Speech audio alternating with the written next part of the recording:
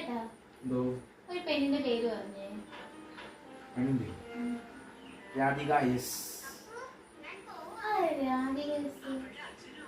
ഇല്ലല്ലോ ഒരു പെണ്ണിന്റെ പേര് പറഞ്ഞു.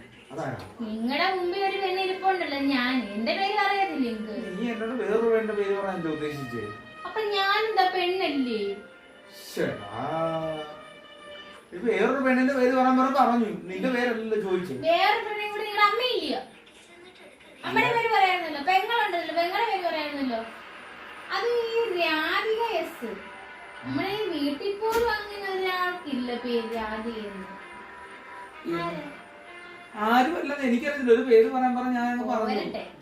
ഇതിനൊക്കെ പറഞ്ഞ രാധിക എസ്. അത് ഈ രാധിക വേറെ എത്രയോ പേരുകളുണ്ട് നമുക്ക് അറിയാവുന്ന. ചുമ്മാ എന്റെ കൂടെ 10ാം ക്ലാസ്സിൽ പഠിച്ച കൊച്ചിന്റെ പേരാ. 10ാം ക്ലാസ്സിൽ പഠിച്ച കൊച്ചിന്റെ പേര് അത് ഓർമ്മയാണ്.